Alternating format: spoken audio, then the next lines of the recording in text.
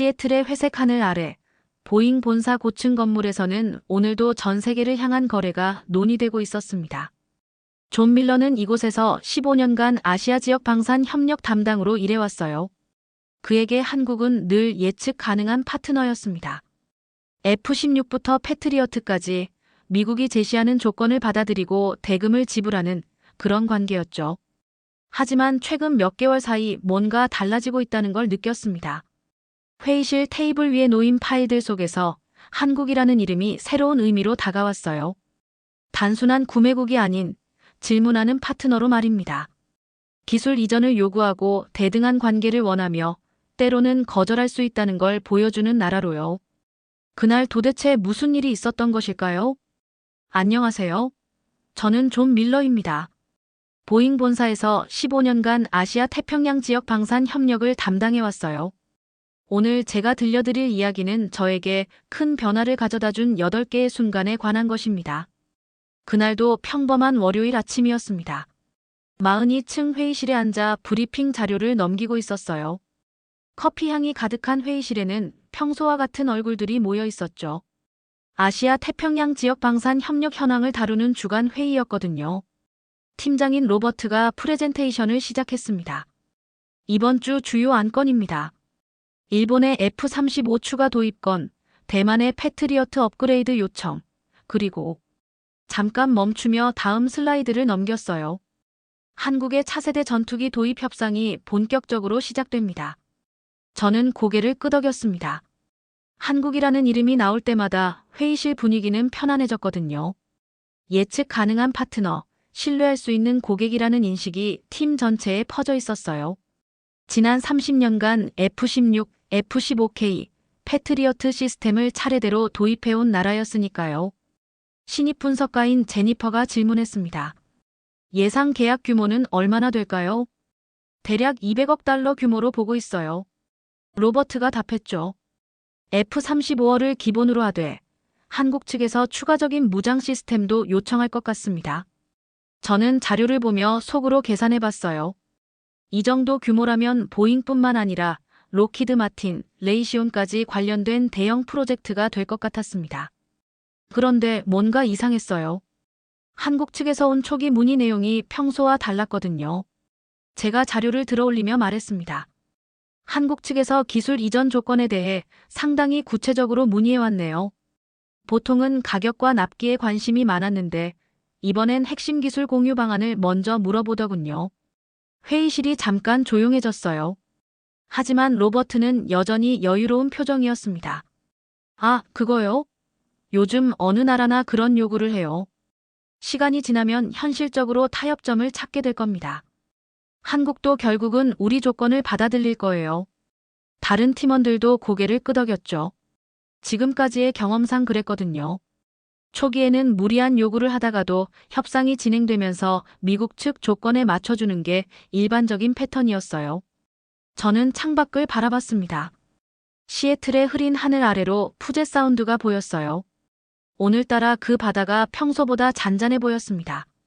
마치 폭풍 전에 고요 같다는 생각이 들었죠. 하지만 그때는 그것이 무엇을 의미하는지 몰랐습니다. 회의가 끝난 후 저는 한국 담당 파일을 다시 꺼내봤어요. 분명 뭔가 다른 느낌이었습니다. 이번 협상은 예전과는 다를 것 같다는 직감이 들었거든요. 이틀 후 저는 첫 번째 한국 측 협상 준비 회의에 참석했습니다. 워싱턴 D.C.에 있는 국방부 건물 18층 회의실이었어요. 창밖으로는 포토맥 강이 흘러가는 게 보였습니다. 회의실에는 보잉, 록히드 마틴, 레이시온 담당자들이 모여 있었어요. 그리고 국방부에서 나온 관계자들까지 포함해서 총 12명 정도였죠. 분위기는 여느 때와 다르지 않았습니다. 익숙한 얼굴들, 익숙한 대화, 그리고 익숙한 결론이 기다리고 있었어요. 국방부 아시아 담당 부차관보인 데이비드가 회의를 시작했습니다. 여러분도 아시다시피 한국 측에서 상당한 수준의 기술 이전을 요구하고 있습니다. 하지만 우리의 기본 입장은 변하지 않았어요. 저는 손에 들고 있던 파일을 펼쳤습니다. 한국 측 요구사항이 상세하게 적혀 있었어요. 레이더 기술, 항공전자 시스템, 엔진 관련 기술까지 포함된 포괄적인 내용이었죠. 록히드 마틴의 마이클이 먼저 입을 열었습니다. ITAR 규정상 핵심 기술 이전은 불가능합니다. 특히 스텔스 관련 기술은 절대 공개할 수 없어요. 맞습니다. 레이시온의 사라도 동의했어요. 미사일 유도 시스템 기술도 마찬가지입니다. 국가 기밀에 해당하는 부분이거든요. 저는 이런 대화를 수도 없이 들어봤습니다. 지난 15년 동안 일본, 대만, 싱가포르, 호주와의 협상에서 항상 나왔던 이야기들이었어요. 그리고 대부분의 경우 상대방이 결국 우리 조건을 받아들였죠. 데이비드가 계속 말했습니다. 한국도 결국 현실을 받아들일 것입니다. 그들에게는 우리 무기 시스템이 필요하거든요. 중국과 북한의 위협을 고려하면 다른 선택지가 없어요. 보잉의 톰이 고개를 끄덕이며 덧붙였습니다. 가격 조정으로 어느 정도 타협은 가능할 것 같습니다. 기술 대신 할인을 제공하는 방식으로요. 하지만 저는 뭔가 석연치 않았어요. 한국 측에서 온 초기 문서들을 다시 보니 단순한 요구가 아니라 체계적인 계획 같았거든요. 기술 자립에 대한 의지가 예전과는 달랐습니다. 제가 조심스럽게 말했어요. 그런데 한국 측 문서를 보니 이번에는 좀 다른 것 같습니다. 대체 옵션에 대한 검토도 상당히 구체적으로 되어 있더군요. 회의실이 잠깐 조용해졌습니다. 데이비드가 웃으며 답했어요. 존, 그건 협상 전술입니다.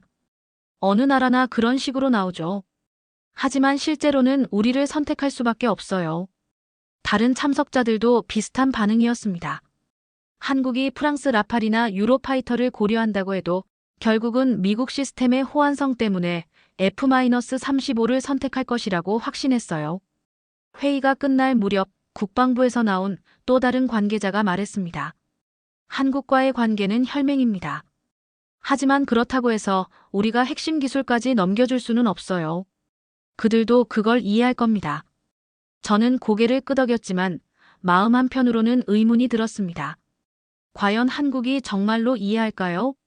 아니면 우리가 그렇게 믿고 싶은 것일까요? 회의실을 나서면서 저는 포토맥 강을 다시 바라봤습니다.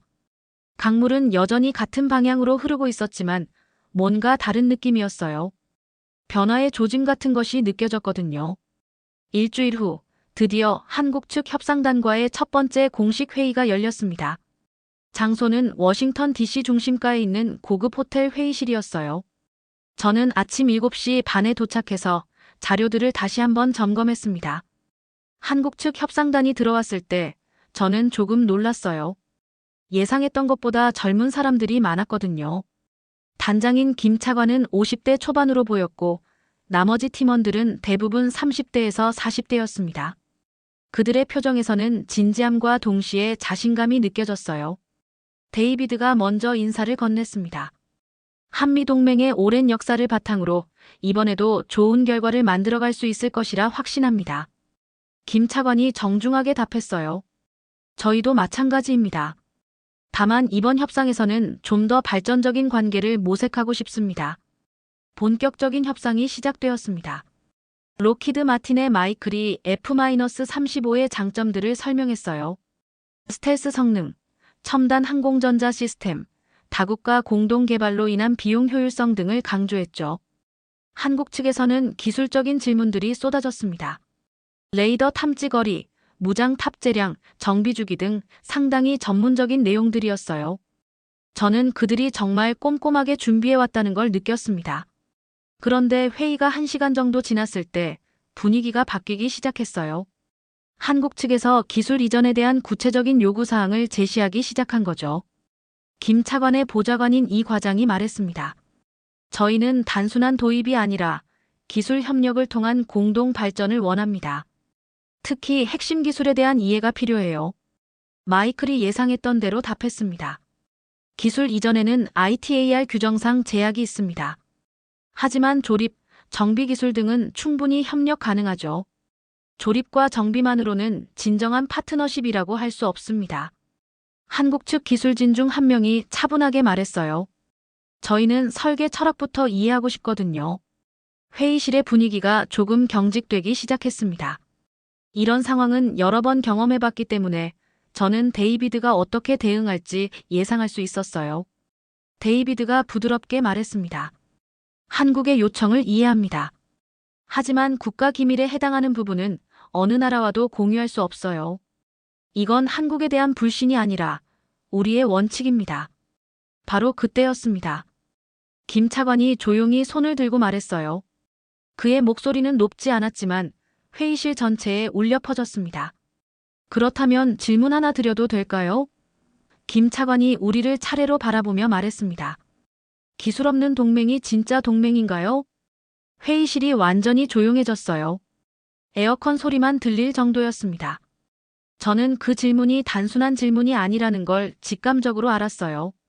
그것은 지금까지의 관계에 대한 근본적인 의문이었거든요. 김 차관이 계속 말했습니다. 70년 넘게 우리는 혈맹이라고 해왔습니다. 하지만 기술은 공유하지 않고 일방적으로 구매만 하는 관계가 진정한 동맹일까요? 데이비드가 당황한 기색을 보이며 답했어요. 동맹은 기술 공유만으로 정의되는 것이 아닙니다. 가치와 이익을 공유하는 그 가치에 상호 존중도 포함되나요? 한국 측의 또 다른 참석자가 조용히 물었습니다. 저는 그 순간을 지금도 선명하게 기억합니다. 그 질문은 우리가 준비해온 모든 논리를 무력화시켰어요. 기술적 우월성도 ITAR 규정도 심지어 혈맹이라는 수사까지도 한순간에 의미가 퇴색되었거든요.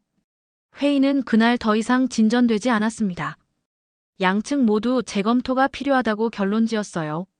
하지만 저는 알았습니다. 이번 협상은 정말로 달라질 것이라는 걸 말이에요. 회의가 끝난 후 며칠 동안 저는 한국 관련 뉴스들을 유심히 지켜봤습니다. 처음에는 별다른 변화가 없어 보였어요. 언론에서는 여전히 한미동맹의 중요성과 방산 협력 확대 필요성에 대해서만 다루고 있었거든요. 하지만 사흘째 되는 날 아침, 제가 정기 구독하는 한국 언론 영문 브리핑에서 조금 다른 톤의 기사를 발견했습니다. 기술 주권이라는 단어가 처음 등장한 거예요. 저는 즉시 한국어가 가능한 동료 제시카에게 부탁해서 원문 기사들을 번역해달라고 했습니다. 그 결과는 예상보다 훨씬 심각했어요. 제시카가 번역해준 내용을 보니 한국 내부에서 상당한 논의가 진행되고 있었습니다. 국방과학연구소에서는 자체 개발 가능성을 검토하고 있었고 산업계에서는 유럽 업체들과의 기술 협력 방안을 모색하고 있었어요. 특히 놀라운 건 한국 정부 고위 관계자의 익명 인터뷰였습니다. 우리는 더 이상 기술의 들러리가 되고 싶지 않다는 발언이 있었거든요. 이런 직설적인 표현은 예전에는 상상할 수 없었던 일이었어요. 저는 바로 보잉 본사에 보고했습니다. 하지만 반응은 예상대로였어요. 로버트가 말했죠. 존, 너무 예민하게 반응하는 거 아니야? 한국 언론은 원래 좀 과장하는 경향이 있어. 하지만 저는 계속 모니터링했습니다. 그리고 일주일 후 더 구체적인 변화의 신호들을 포착했어요. 한국 항공우주 산업에서 프랑스 다쏘와 기술 협력 협정을 체결했다는 뉴스가 나온 거예요. 표면적으로는 민간 항공기 부품 관련 협력이었지만 저는 그 이면의 의미를 알 수 있었습니다. 제가 프랑스 다쏘에서 일하는 대학 동기 피에르에게 이메일을 보냈어요. 그의 답변은 충격적이었습니다. 존, 한국 사람들이 라팔 전투기에 대해 정말 진지하게 문의하고 있어. 기술 이전 조건도 상당히 구체적으로 요구하고 있고 우리는 미국보다 훨씬 유연한 조건을 제시할 수 있거든. 저는 즉시 이 정보를 상부에 보고했습니다. 이번에는 반응이 달랐어요. 데이비드가 직접 전화를 걸어왔거든요. 존, 정말 확실한 정보야? 네, 제 소스는 신뢰할 만합니다. 그렇다면 우리가 뭔가 놓친 게 있는 것 같군. 그 후로 저는 더욱 집중적으로 한국의 움직임을 추적했습니다. 그리고 발견한 것들이 점점 더 놀라웠어요. 이스라엘 엘타 시스템즈와 레이더 기술 협력 논의, 스웨덴 사부와 항공전자 시스템 벤치마킹, 심지어 터키와 공동 개발 가능성까지 검토하고 있었거든요. 가장 충격적인 건 한국 내부 문서 중 일부가 언론에 유출된 내용이었습니다. 대체 플랫폼 검토 보고서라는 제목의 문서에는 미국 시스템 없이도 독자적인 방공 체계를 구축할 수 있는 시나리오가 상세하게 분석되어 있었어요. 저는 그제야 깨달았습니다. 한국이 우리에게 던진 질문은 단순한 협상 전술이 아니었다는 걸 말이에요. 그들은 정말로 관계의 재정의를 원하고 있었고 그를 위한 구체적인 대안들을 준비하고 있었던 거죠. 이틀 후 저는 긴급 보고서를 작성했습니다. 제목은 한국의 전략적 재정렬 예상보다 빠르고 광범위한 변화였어요. 보고서에서 저는 이렇게 결론지었습니다. 한국은 더 이상 우리의 조건을 일방적으로 받아들이는 파트너가 아닙니다. 그들은 진정한 의미의 기술 파트너십을 원하고 있으며 그것이 불가능하다면 다른 길을 모색할 준비가 되어 있어요. 하지만 여전히 본사의 반응은 미지근했습니다.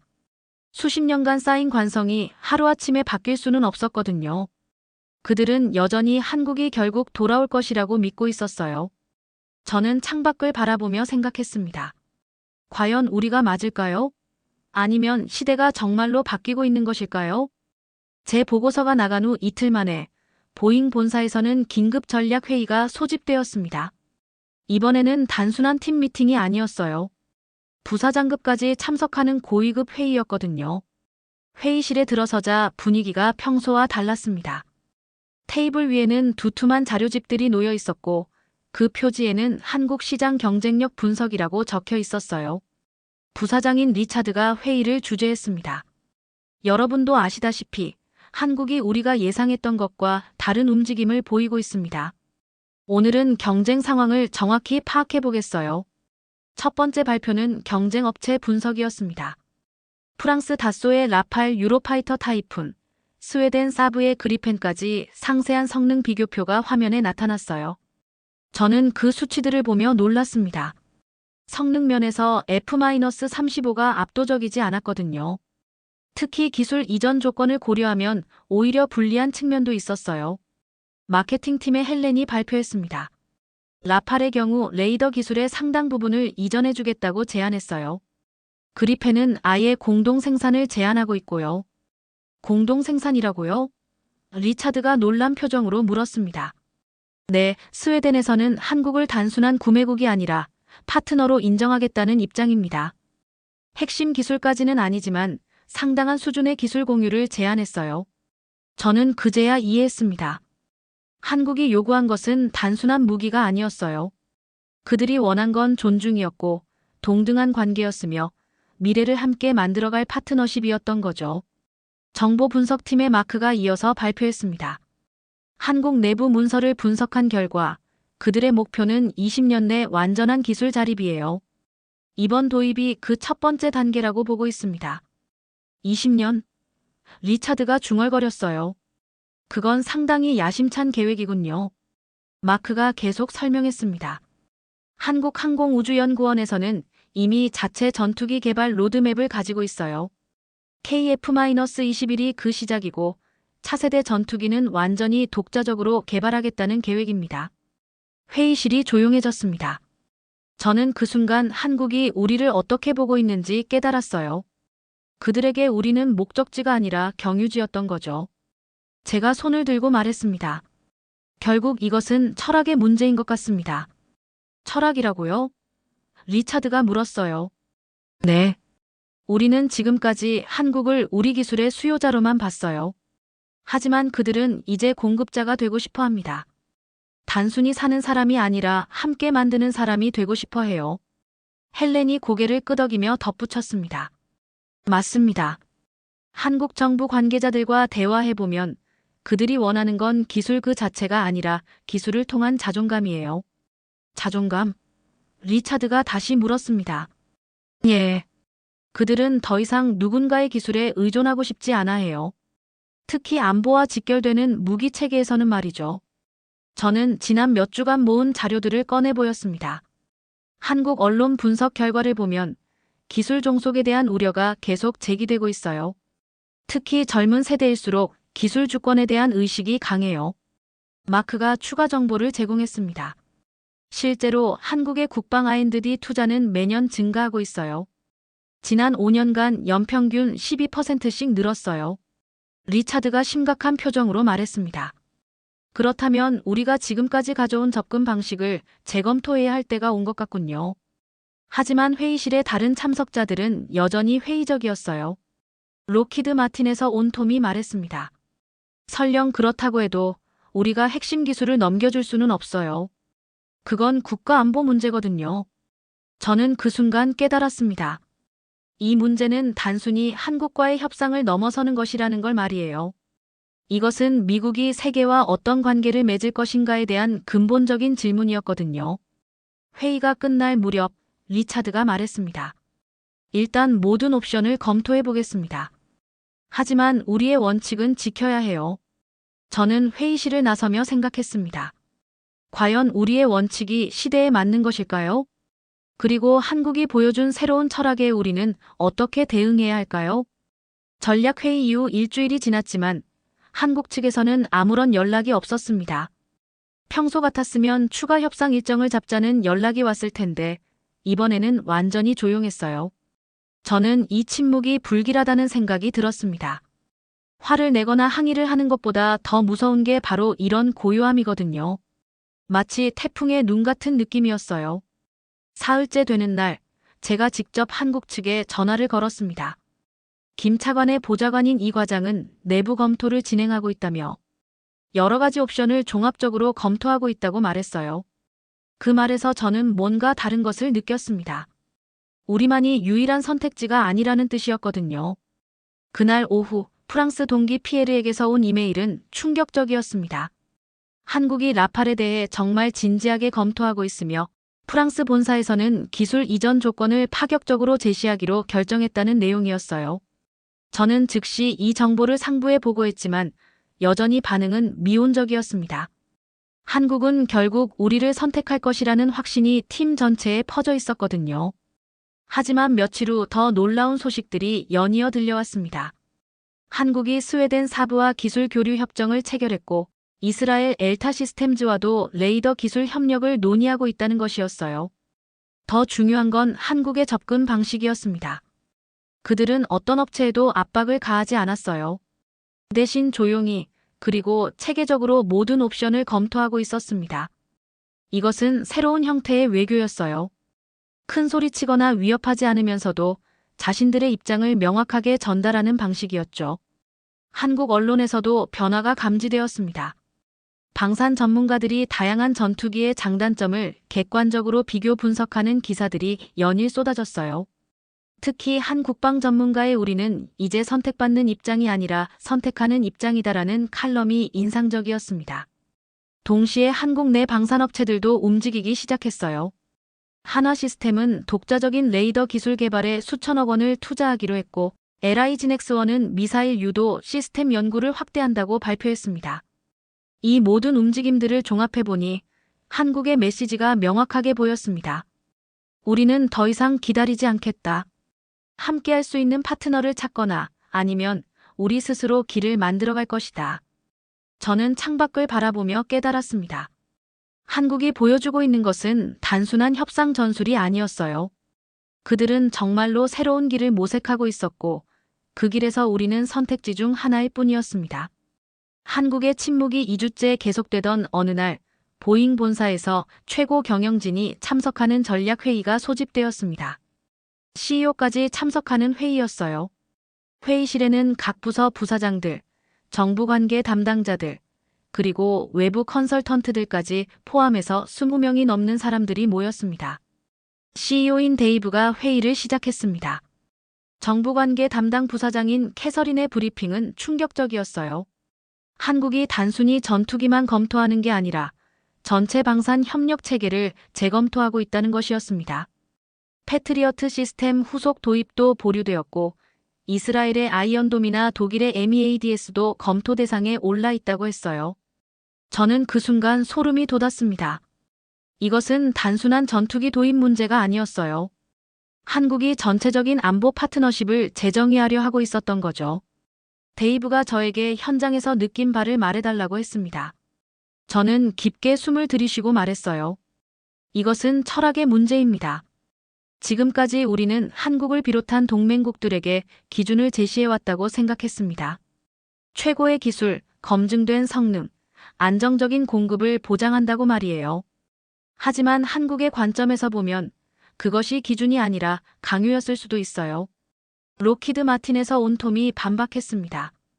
우리에게는 지킬 것들이 있다는 논리였어요. 저는 고개를 끄덕이며 답했습니다. 맞습니다. 하지만 상대방에게도 지킬 것들이 있어요. 자존심이고 미래에 대한 꿈이며 자립에 대한 의지예요. 외부 컨설턴트가 제시한 한국 여론조사 결과는 명확했습니다. 기술 종속에 대한 우려가 상당히 높았고 특히 젊은 세대일수록 기술 주권을 중요하게 생각한다는 것이었어요. 저는 용기를 내어 더 직설적으로 말했습니다. 우리가 지금까지 동맹국들과 맺어온 관계가 진정한 파트너십이었을까요? 아니면 우리가 우월한 위치에서 베푸는 관계였을까요? 회의실이 완전히 조용해졌습니다. 저는 계속 말했어요.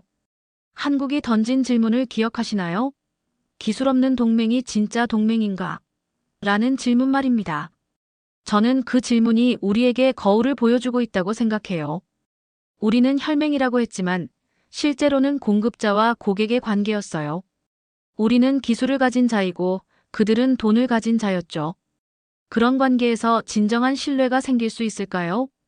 톰이 목소리를 높여 핵심 기술을 넘겨줄 수 없다고 했을 때 저는 차분하게 답했습니다. 저도 그렇게 생각합니다. 하지만 핵심 기술을 넘겨주지 않더라도 상대방을 존중하는 방식은 있어요. 미래를 함께 설계하고 기술 발전에 공동으로 참여할 기회를 주는 거죠. 데이브가 구체적인 방안을 물었을 때 저는 공동 연구 개발을 제안했습니다. 기존 기술을 일방적으로 전달하는 게 아니라 새로운 기술을 함께 만들어가자는 것이었어요. 회의가 끝날 무렵 데이브는 새로운 접근 방식을 검토해야 할 시점이라고 결론지었습니다. 저는 회의실을 나서며 생각했어요. 과연 우리가 변할 수 있을까요? 수십 년간 유지해온 관성을 깨고 진정한 파트너십을 만들어갈 수 있을까요? 전략회의로부터 사흘 후 예상했던 소식이 들려왔습니다. 한국이 보잉과의 협상을 전면 보류한다는 공식 발표였어요. 동시에 프랑스, 스웨덴과의 기술 협력 협상을 본격화한다는 내용도 포함되어 있었습니다. 저는 그 순간 이상한 감정을 느꼈습니다. 놀랍지도 않았고 분노가 치밀지도 않았어요. 오히려 어떤 해방감 같은 것이 들었습니다. 마침내 진실이 드러났다는 안도감이었죠. 본사의 반응은 예상대로였습니다. 긴급 대책회의가 소집되었고 한국을 다시 협상 테이블로 끌어들일 방법을 모색하기 시작했어요. 누군가는 정치적 압력을, 누군가는 경제적 인센티브를 제안했습니다. 하지만 저는 그 모든 논의를 들으며 깨달았어요. 우리는 여전히 이해하지 못하고 있다는 것을 말입니다. 한국이 원한 것은 돈이나 압력으로 해결될 수 있는 문제가 아니었거든요. 그날 밤, 저는 집에서 오랫동안 생각에 잠겼습니다.